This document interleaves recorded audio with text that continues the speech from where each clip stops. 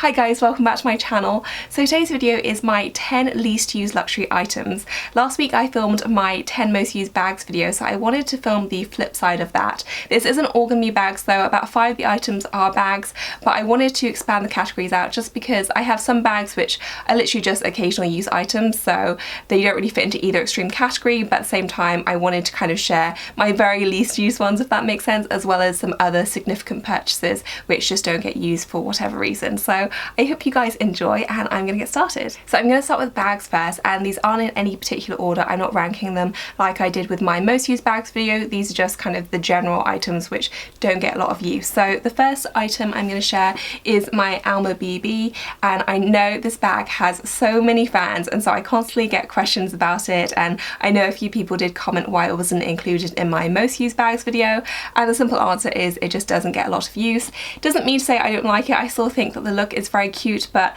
I do wonder if it's quite my style, and for whatever reason I just don't find myself reaching for it that much. And I think a lot of it just comes down to I do have so many bags and there are just other bags which I like more and are just a bit more special to me, and so I will always gravitate towards those instead.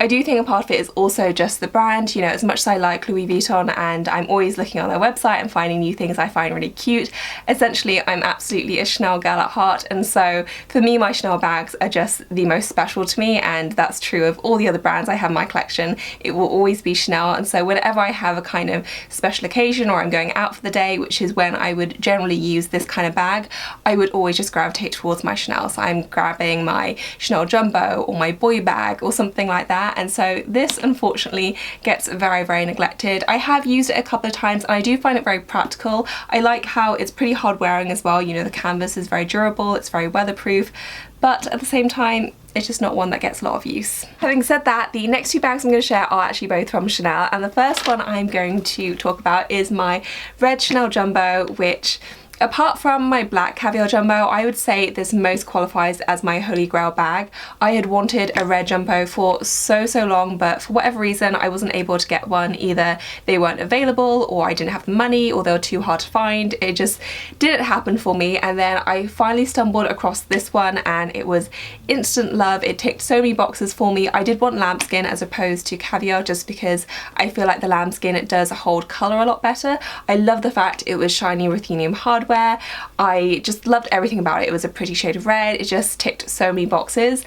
Since then, however, I've only used it a handful of times, and even then not for very long, and I can only think that it comes down to the fact that it's a red bag, and even though I really love the colour red, I consistently list it as one of my favourite colours, I don't find it that easy to pair with things. And in my head I still wear a lot of black, which I used to in previous years, but now I just don't anymore, and I think red bags are a perfect proper colour to a very neutral outfit. So either wearing all black or all white, I think red goes wonderfully, but realistically I just don't dress like that anymore. I prefer a lot more colour these days, and I'm a much lighter dresser, I think, and for whatever reason whenever I try and pair this with any of my outfits it just never looks quite right, so I almost always end up putting it back and it just doesn't get a lot of use. And this bag in particular makes me feel super guilty because the Jumbo is the most expensive bag in my collection. These are so pricey, and so for it just to be sitting there just breaks my heart, and I really have to do something about that. But yeah, this is just one that doesn't get a lot of use, unfortunately. Following on the same theme is my second Chanel bag that I'm going to share, and it is my red Chanel Mini.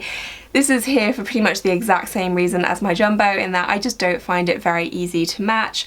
It is a slightly more pinky shade of red, which does make it slightly easier because I do have more pink in my wardrobe, but at the same time I'm just not very good with pops of colour, I'm afraid. So this is pretty much why this is here. I would also say though that if I had to do this again I would definitely go for the square mini size. I did a comparison between this mini and my black caviar square mini, and hands down I prefer the square mini. It's 100% better suited for me. The chain length in particular is my kind of one bugbear with this bag. It's definitely suited to a more crossbody style because it is very long. Even though I'm on the taller side, I'm 5'7", this is just a little bit too long, I think, for it to look absolutely perfect, you know, just draped across the shoulder. I think the square mini is a much better length for that, and I'm just not much of a crossbody girl. So I do like it, and you know, I still think it's one of the most beautiful bags I own. It's just stunning. I love the shade, I love the muted gold hardware. It's just such an elegant bag, but I wish it was in the square size, and I wish I was better at matching colour, to be honest. So those two reasons kind of contribute to why this bag's here. So I'm sad to include it on this list, I am, but yeah, this does not get a lot of use at all.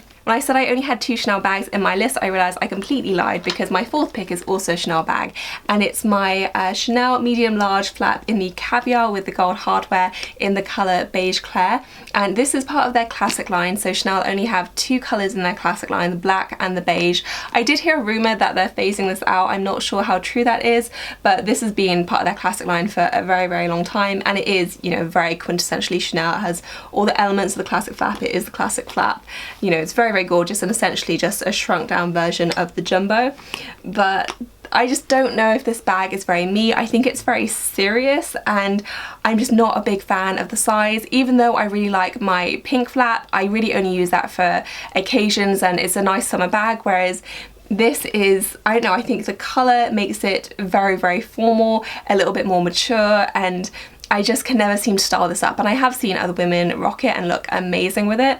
I just don't think I'm one of those women, and my boyfriend said he thought that it looked like an old lady's handbag, which I don't really think is true, but I do think you have to have a certain style to be able to pull it off well, and I just don't think I have that style. And I think it's also the case that if it was in the Jumbo size, I would use it a lot more than it currently gets used, and I hardly ever reach this bag. So because it's a classic, I've been so hesitant to sell it, but I'm gonna give myself another kind of 6 months to a year with it.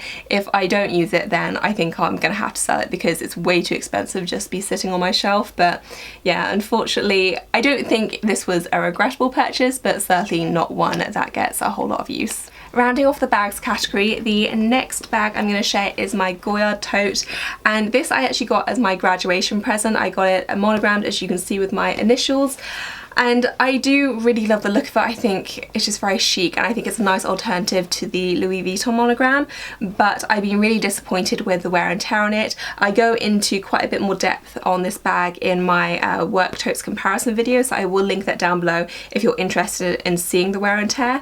But for me, it's just been a bit of a disappointment in terms of how expensive it was and how special I think it is. You know, I think it is a special thing to get your initials put on there and to choose your paint colours. It was a really fun experience, but considering I wanted something that was going to last me forever for my graduation present, which is why I got my initials put on there, I don't think this was the best choice for me. I would have preferred something that was much more long wearing, hard wearing, and because the wear on it is so bad, I just never reach for it, because I don't want it to get more damaged, and you know, I don't want bags that are just going to sit there and I can't use them for fear of ruining them. So for me, this has been a big disappointment. It's totally put me off Goyard, if I'm being honest. I wouldn't really get anything else from there. So even though I love the look of it, this just never gets used, because I just don't want to wear it out more. So I get why people like them, I still love the look, but yeah, this was definitely an unfortunate choice for me, even though I do really like the look. On to other categories now, and my first one is a pair of shoes, and they are my Christian Louboutins. I got these as a present from my mum for Christmas. She put money towards them. They were very expensive, and she kind of did warn me at the time. She's like, are you sure? Are you actually going to be able to walk in these? I was like, no, I want them, they're great, love the look of them. And so she's like, okay, fine. So she kindly put money towards these, and she was totally right. So always listen to your mother, I think, is the lesson here. But yeah, even though I love these, and I think they're probably my most favourite pair of shoes between these and the Rockstuds in terms of how they look. I think they're absolutely stunning. They have all this studied detail right here. They're just so elegant and sexy, and I just adore them, and of course the red sole as well. But these are literally excruciating to walk in, and I knew this when I tried them on, but I kind of thought that I'd break them in and they weren't going to be that bad. They are worse than you can imagine. These are so bad that they hurt even when sitting down. Like, that's the kind of pain. I don't think I have any shoes like that. Like, all other shoes, if you sit down, you're fine. Not these. These are extremely painful, and the sad thing is that if they were comfortable, I would probably wear these all the time, because I think they just go with everything. I love just everything about them. I think they're so chic, but these don't really get worn that much because I don't really like being in pain. So very, very sad. I wish they were more comfortable. I'm going to try and make them more comfortable. I know there are all kinds of tips, you know, blow drying, wearing socks, all that kind of stuff. So I haven't given up hope, but I am always quite hesitant to wear these out because, yeah, again, I just don't want to spend the whole night in pain. So beautiful, but lethal. Onto SLGs now, and I have 2 to share with you. If you watched my SLG collection video, these probably won't come as a surprise because I think I did mention there that I don't really use these much. And the first one is my Valentino Rockstud pouch, and I really like the look of this. I think it's really, really pretty, which is why I went for it. But I think it was just a gross misunderstanding of my lifestyle on my part. You know, I thought this was just going to be such a pretty clutch for me to wear on nights out, on days out. I don't really go out that much. I don't really have a big need for this, and when I do, I generally want to be hands-free, fuss-free. That's why I like totes so much. I can just sling them on my shoulder and go. It's also why I like shoulder bags, because they're just very easy for me to wear. This is pretty much the anti that, and so it was stupid on my part. I do feel fortunate that I went for this rather than the other option that I was considering, which was the kind of full Valentino clutch, which I think they run about £1,000, which is crazy. I talked myself out of that and I went for this, which was much cheaper. I think this was about £300. So it was a much less costly mistake, but still I should have really known. But I wanted it. I thought it was gorgeous. I like the fact that it matched my Rockstud shoes.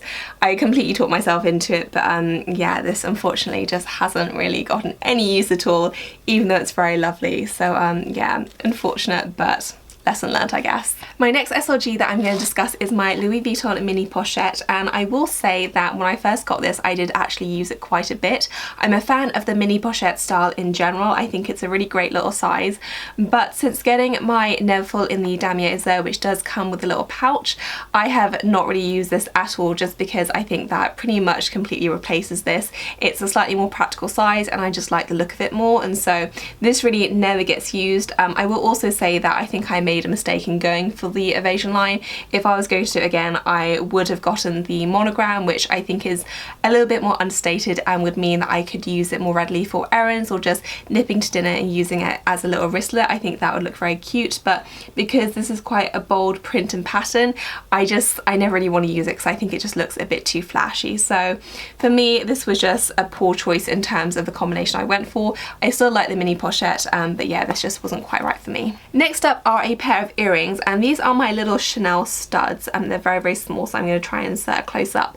But I got these last year, I think. I got them at the same time that I got my GST, which I have since sold, and I bought these from the Heathrow, so I did get a bit of a discount, and I kind of got these just because I thought they were one of those quintessential Chanel pieces that every Chanel fan should own, and I do like them, and I have worn them a couple of times, but I don't really reach them much just because I feel a little bit uncomfortable having logos in my ears, and that's really strange because I have no problem with logos anywhere else. You know, I like monogram, I don't shy away from things like that, but I just always feel a bit weird having them in my ears. I don't know why. I think it's just a very weird thing that I have about them, and I didn't realise this until, you know, I put them on. And I do have another pair of Chanel earrings, which are little pearl ones, and the Chanel sign is a lot more subtle and I don't have an issue with those, but with these ones they're just very obviously a CC logo, and even though they're very, very small, I don't know, something just doesn't quite gel with me with them, and whenever I put them on I almost always take them off and just put on simple pearl studs or diamond studs instead. So I like them, but I just don't think they're quite my style and quite right for me. On to my last item, and it is a clothing piece, and it's this coat from Miu Miu. It's very, very fancy. To this date, it's still the most expensive piece of clothing I've ever owned. I think this cost £1,050, so it was a lot, but it was one of those things which I just saw it and I loved it, so I put a lot of my savings towards it. I was at uni at the time, so I wasn't really saving for anything else, and you know, I had a part-time job, I was working all the time, so I could afford it, but it was definitely a splurge for me. But at the same time, I justified it as it being a forever coat. But even though it looks quite classic, it does have these leopard print sleeves, which I loved about it. I thought they were so chic and elegant, but because of the leopard print sleeves, I don't wear this much, and I don't think I thought about how this would transition into a working life, and essentially I can't wear this to my job. I would never rock up with leopard print trim sleeves, like that would be totally ridiculous of me, and I just didn't get that then, and so I thought this would be a forever coat that I would just wear all the time, and realistically I only break it out for events once in a while in winter, so it maybe gets used once or twice a year, and for the money I would hope that this gets used pretty much every single day, which it just doesn't. So I do love it and I am going to keep it in my wardrobe, but it was definitely a big lesson to kind of think through my forever pieces and think how my style and circumstances might change a bit in time. So that's it for my 10 least used luxury items video. I hope you guys enjoyed it. If you have any similar items which you don't get a lot of use out of, then please do list them in the comment section. I always like to learn from others as well. If you enjoyed it, please do give it a thumbs up, and as always, thank you so much for watching. I will see you guys at my next one. Bye guys.